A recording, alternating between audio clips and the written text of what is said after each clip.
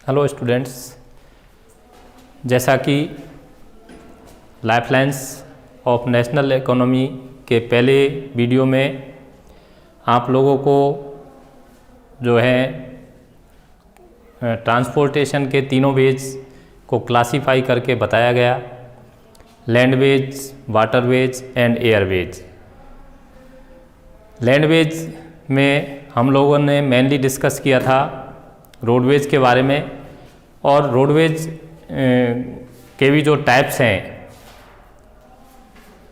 आपके, उनके बारे में, चारों टाइप्स के बारे में उस वीडियो में हमने डिस्कस किया था।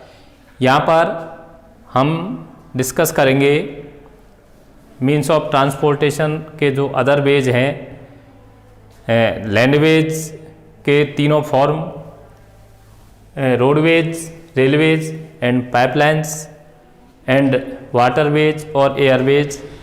इन तीनों वेज की एडवांटेज और डिसएडवांटेज के बारे में, क्या इन तीनों वेज की विशेषताएं हैं, क्या फ़ायदे हैं और कौन से नुकसान है, कौन सा वेज किन कंडीशंस में, किन जोग्राफिकल कंडीशंस में सूटेबल है और कौन सा वेज है जो किन जोग्राफिकल कंडीशंस में सूटेबल नहीं है, कौन सा स्लोएस्ट है, कौन सा फास्टेस्ट है। इस प्रकार के सभी डाउट्स इस वीडियो के माध्यम से क्लियर किए जाएंगे।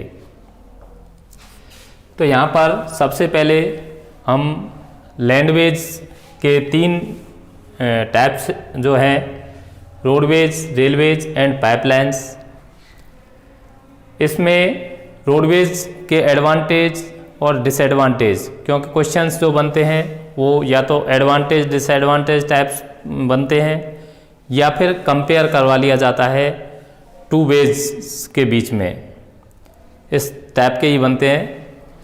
तो रोडवेज में देखिए, लोअर कंस्ट्रक्शन कॉस्ट,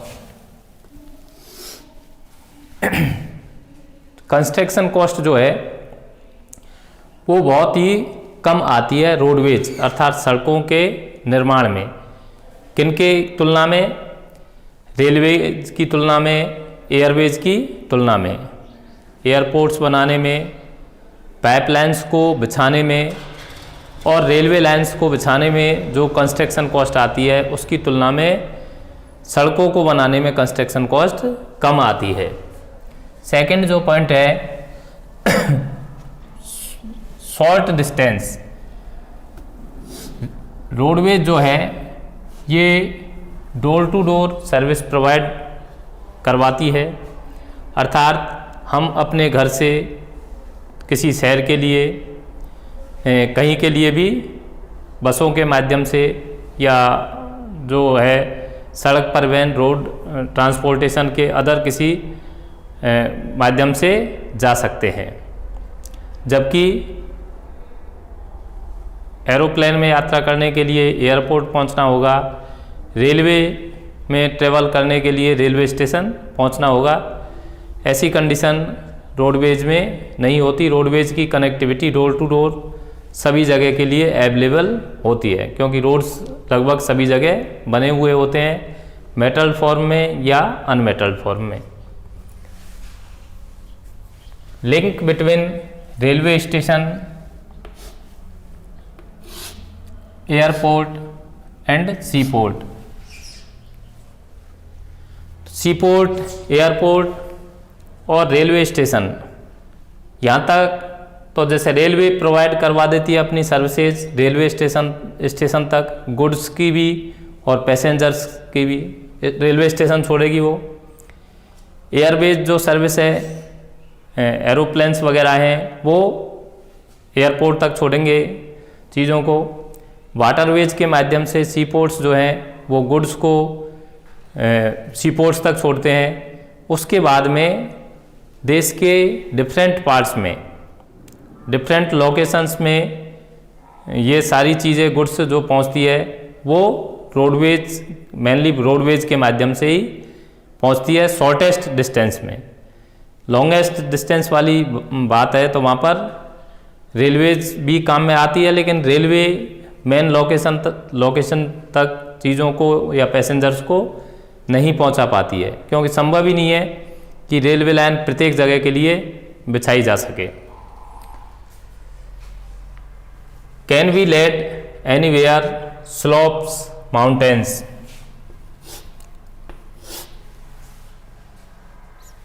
रोड जो है इनको किन्हीं भी ज्योग्राफिकल कंडीशंस में आसानी से बनाया जा सकता है। स्लोप्स ढलान वाले एरियाज़ में, माउंटेन्स वाले जो एरियाज़ है उनमें भी रोड कंस्ट्रक्शन किया जा सकता है। हालांकि लागत ज़्यादा आती है, श्रम ज़्यादा होता है, लेकिन माउंटेन्स और स्लोप्स वाले एरियाज़ में रेलवे किसी भी हालत में अपनी रेल लाइनें नहीं बिछा सकती। रेलवे ऐसे एरियाज़ में किसी भी हालत में सक्सेसफुली नहीं है। तो ऐसी स्थितियों में रोडवेज बेहतर जो है वो माध्यम होता है आवागमन के लिए। सेकंड जो वेज है हमारा लैंड ट्रांसपोर्टेशन लैंडवेज का, वो है रेलवेज।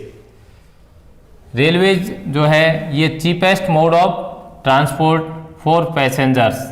तो आप लोगों को ये याद रखना है अच्छे से कि ये चीपेस्ट, बहुत ही चीपेस्ट वो है, मतलब कम लागत से यात्रा की जा सकती है।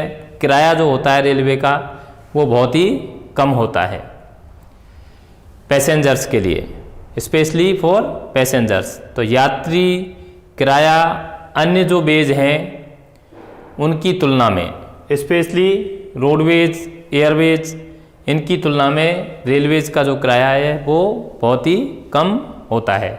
तो इसमें गरीब तबका, सामान्य तबका भी यात्रा कर सकता है, एक से दूसरे स्थान पर जा सकता है। देश के प्रमुख शहर सब रेलवे नेटवर्क के माध्यम से जुड़े हुए हैं। रेलवे की यात्रा सेफ भी मानी जाती है। सेकंड आपका पॉइंट है a great integrating force for economy.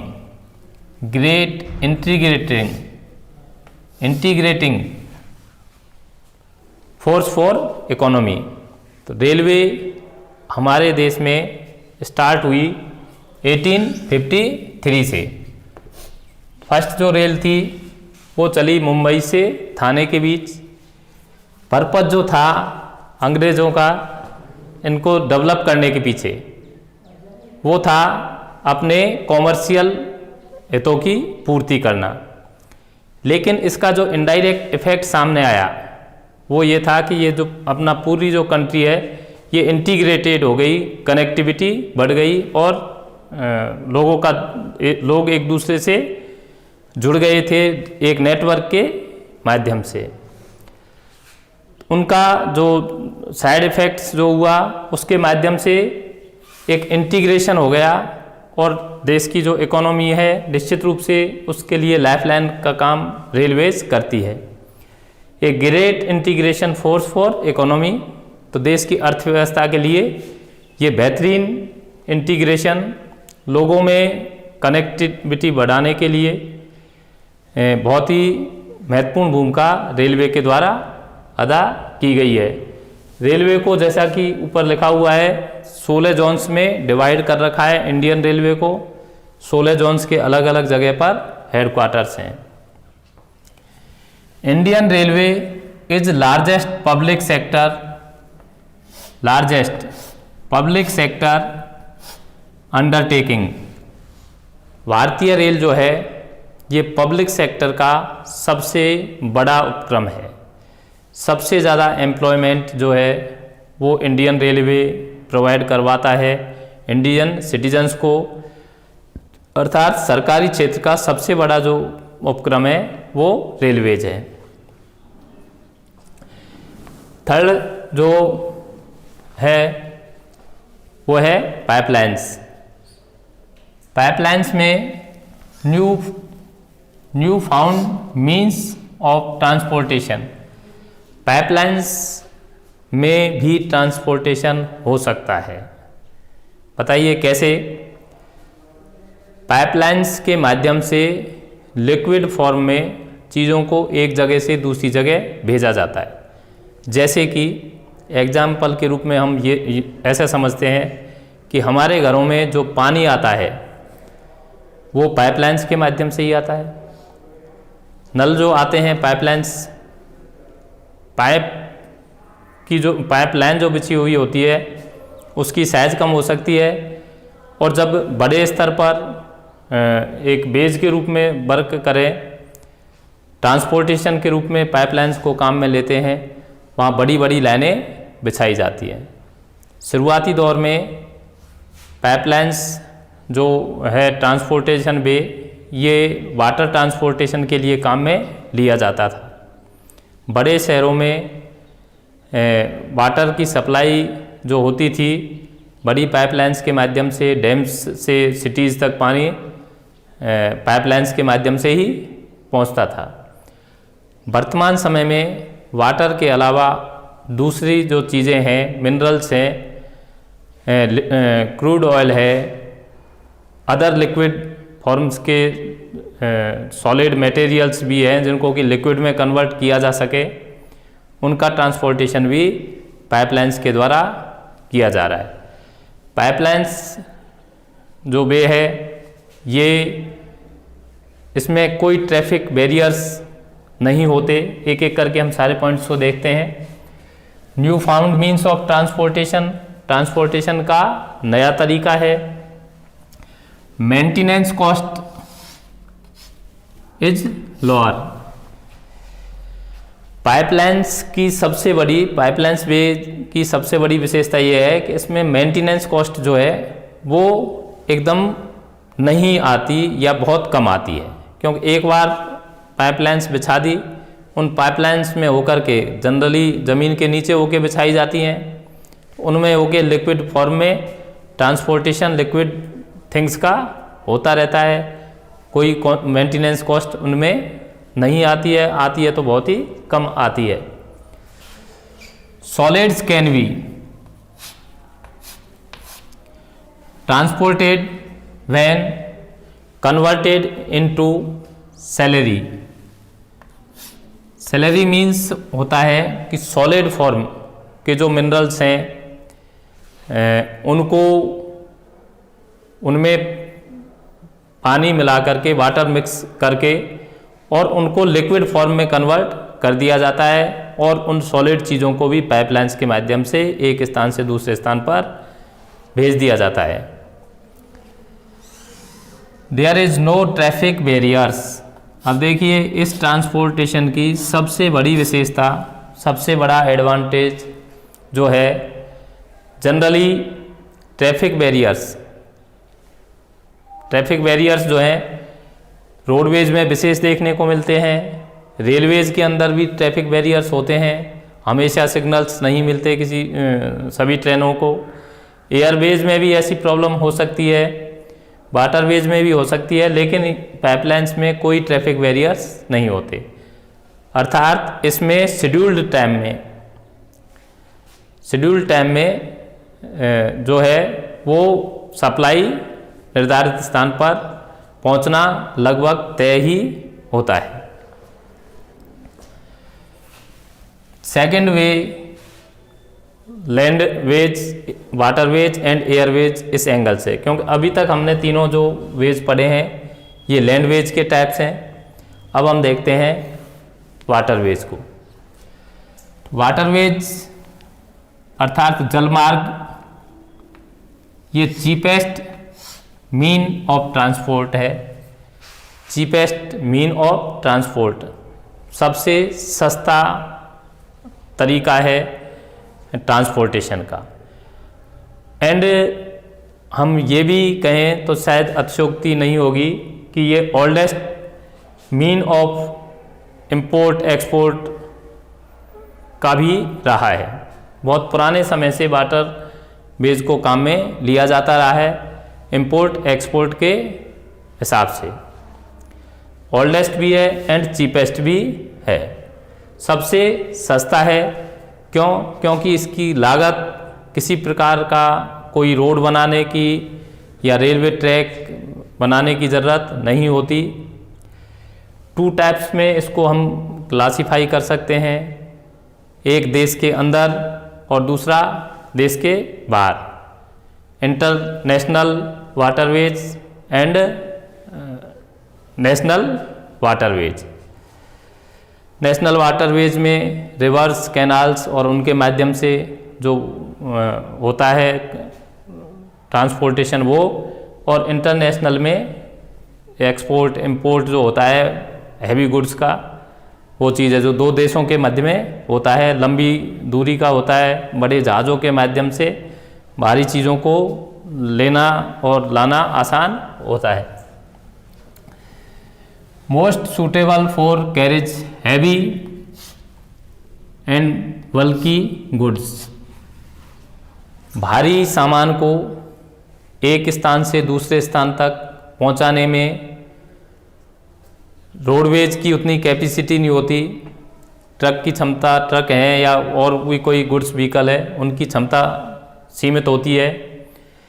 Railways जो है ये स्थल पर, लैंड पर चल सकती है, जबकि जहाँ पर हमें जहाँ पर सी हो बीच में, 2 कंट्रीज़ के बीच में, 2 प्लेसेस के बीच में, वहाँ चीज़ों को पहुँचाना हो तो वाटरवेज सबसे बेस्ट होता है।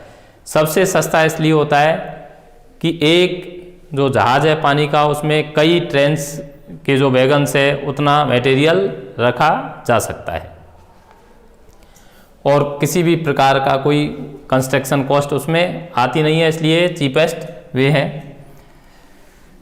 Fuel efficient and eco friendly.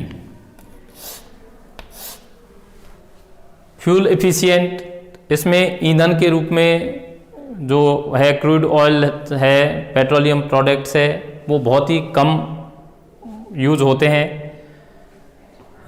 पानी में चलना जहाज़ों का बहुत ही आसान होता है, ज़्यादा वहाँ फोर्स की, ज़्यादा एनर्जी की रिक्वायरमेंट इंजन को नहीं होती है। इको फ्रेंडली है क्योंकि यदि फ्यूल कम जलेगा तो वो वातावरण के लिए भी, प्रकृति के लिए भी सही रहेगा।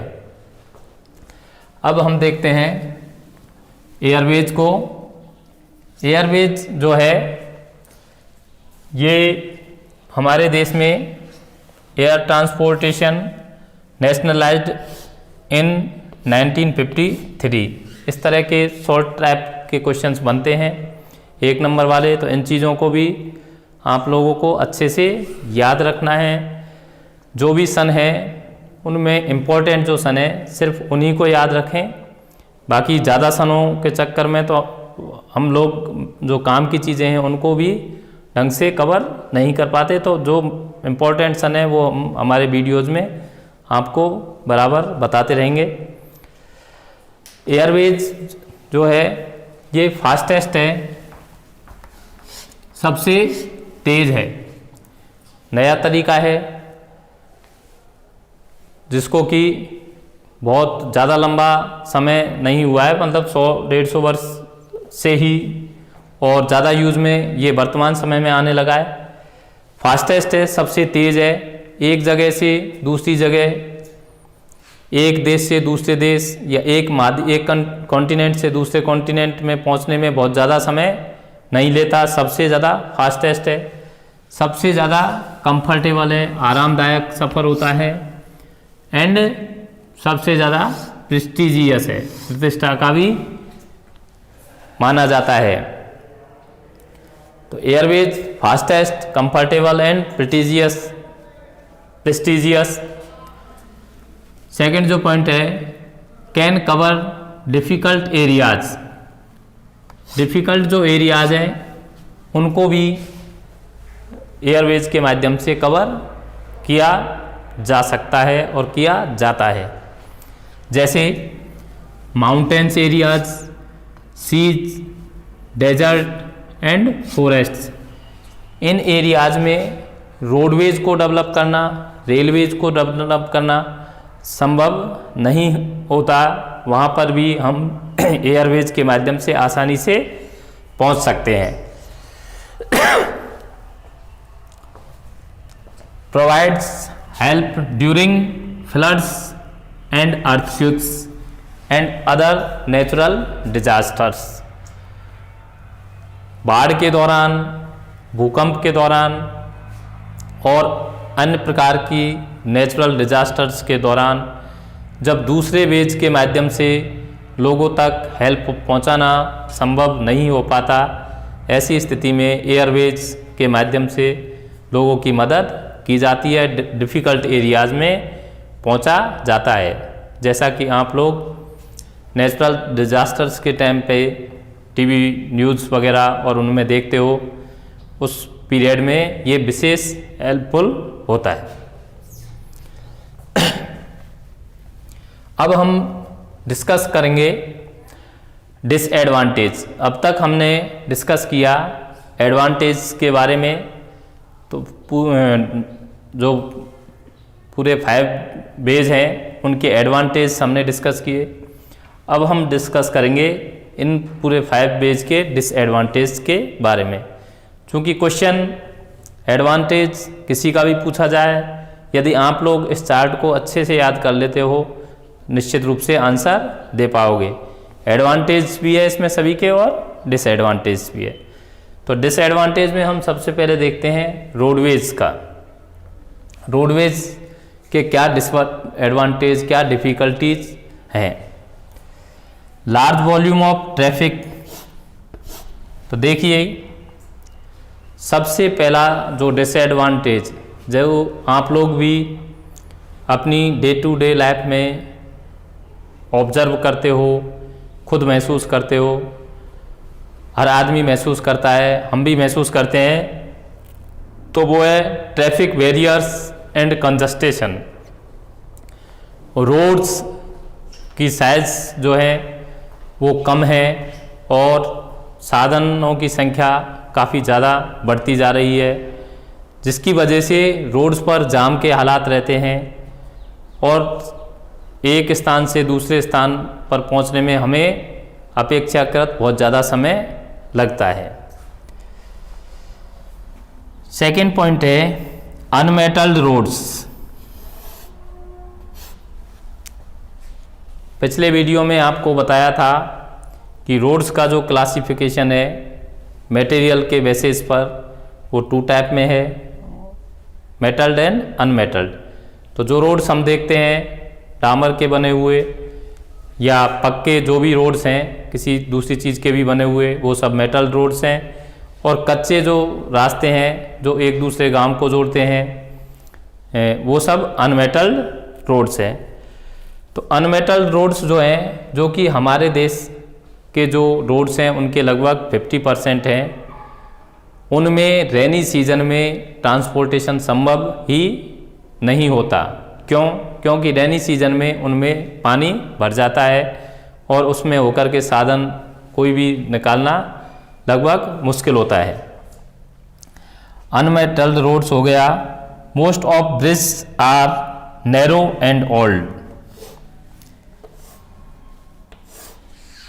ब्रिज जो हैं, over bridge, under bridge, roads में जो बने हुए होते हैं रेलवे लाइंस को क्रॉस करने के लिए या अदर कोई फॉर्म्स के लिए, उन सब में बड़ी समस्या ये है कि वो या तो ज़्यादातर पुराने होते हैं, ब्रिटिश कालीन भी रोड ओवर ब्रिज वगैरह हम बहुत सी जगह देखते हैं, और उनकी जो साइज़ होती है वो काफ़ी नैरो होती है, जहाँ से ट्रांसपोर्टेशन जो है वो कर पाना, ज़्यादा यदि ट्रैफिक है तो उस स्थिति में उनमें भी जाम के हालात लग जाते हैं। अब हम सेकंड रेलवेज़ की डिसएडवांटेज देखेंगे। डिफ़िकल्टी टू ले रेलवे लाइंस।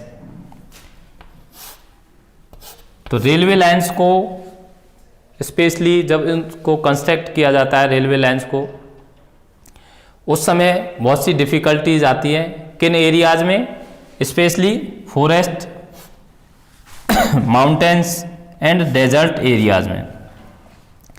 डेजर्ट एरिया में रेलवे लाइन बिछाने में और इन बाकी जगहों में भी रेलवे लाइन बिछाने में बहुत सी डिफ़िकल्टीज आती है। डेजर्ट एरिया में तो स्पेशली रेलवे ट्रैक्स जब बिछा भी दिए जाते हैं तो उसके बाद में वहाँ जो रेत के माध्यम से, रेत आंधियों के माध्यम से चलती है, और जिसकी वजह से कई बार ट्रैक्स जो हैं उनमें भी आवागमन और उनमें जो है वो कवर हो जाते हैं, तो काफ़ी डिफ़िकल्टीज रेलवे को होती है इन ट्रैक्स को कंटिन्यू रखने में। ट्रेवल विदाउट टिकट, रेलवे की बड़ी जो आमदनी है वो गुड्स ट्रेन्स के माध्यम से होती है, लेकिन जो पैसेंजर ट्रेन्स भी हैं उनमें विदाउट टिकट लोगों के चलने से एक रेलवे की आय का जो बड़ा सोर्स है वो कम हो जाता है। Theft and damaging of railway property, railway property को लोगों के द्वारा कई प्रकार से नुकसान भी पहुंचाया जाता है। रेलवे का जो सामान है वो भी कई जगह से चोरी होने की भी घटनाएं सामने आती हैं। तो ये इस प्रकार से 3-4 पॉइंट्स हैं जो रेलवे डिसएडवांटेज, रेलवे वेज के डिसएडवांटेज को मेंशन करते हैं। अब हम देखते हैं पाइपलाइंस के डिसएडवांटेज। वैसे पाइपलाइन जो है वो लिक्विड फॉर्म के ट्रांसपोर्टेशन के लिए सबसे बेहतरीन तरीका है। Construction cost is higher. Number 1, railway line pipelines को बिछाने के लिए कंस्ट्रक्शन कॉस्ट है वो काफ़ी ज़्यादा होती है। It is use only for liquid transport. सबसे बड़ा जो डिसएडवांटेज है पाइपलाइंस का वो ये है कि इसको पैसेंजर पर्पस से यूज नहीं किया जा सकता। पाइपलाइंस को, इनमें लिक्विड फॉर्म में ही गुड्स को ट्रांसपोर्ट किया जा सकता है। वाटरवेज के disadvantage, slowest mode of transport. Waterways जो है ये सबसे स्लोएस्ट मोड है, सबसे ज़्यादा समय लेने वाला वेज है, जिसमें बहुत समय के बाद गुड्स एक स्थान से दूसरे स्थान पर पहुंच पाती है। जैसे एयरवेज जो है ये फास्टेस्ट है, तो वाटरवेज जो है ये स्लोएस्ट है। It is use for mainly for trade purpose. Waterways का उपयोग मुख्य रूप से ट्रेड, व्यापार के पर्पज़ से होता है, और ट्रेड में भी इंपोर्ट और एक्सपोर्ट पर्पज़ से। दो कंट्रियों के बीच में जब वस्तुएं या सेवाएं खरीदी बेची जाती हैं, उनके लिए इंपोर्ट एक्सपोर्ट टर्म काम में ली जाती है। तो लॉन्ग डिस्टेंस की इंपोर्ट एक्सपोर्ट के लिए ये मेनली काम आता है। पैसेंजर के रूप में इसका उपयोग बहुत कम है। एयरवेज के डिसएडवांटेज, एक्सपेंसिव, बहुत खर्चीला है, बहुत महंगा है, मोड ऑफ ट्रांसपोर्टेशन है। एयरवेज जो है ये सबसे एक्सपेंसिव मोड ऑफ ट्रांसपोर्टेशन है, सबसे ज़्यादा खर्चीला होता है। Reached out from common people, सामान्य लोगों की पहुंच से बाहर है। क्यों? क्योंकि इसमें जो किराया है एयरवेज का वो बहुत ज़्यादा होता है, जो कि गरीब या सामान्य लोगों की पहुंच से काफ़ी बाहर होता है। अफेक्टेड बाई वेदर कंडीशंस, और सबसे बड़ा जो डिसएडवांटेज है मेरे नज़रिए में एयरवेज का, वो वेदर कंडीशंस से सबसे ज़्यादा इफ़ेक्टेड होता है एयरवेज। वायुयान, हेलीकॉप्टर हैं, हवाई जहाज़ हैं, ये वेदर कंडीशंस यदि अपोजिट हों, ख़राब हों, तो ऐसी स्थिति में काम में नहीं कर सकते, जबकि रेलवेज, रोडवेज उस कंडीशंस में भी काम में ली जा सकती हैं।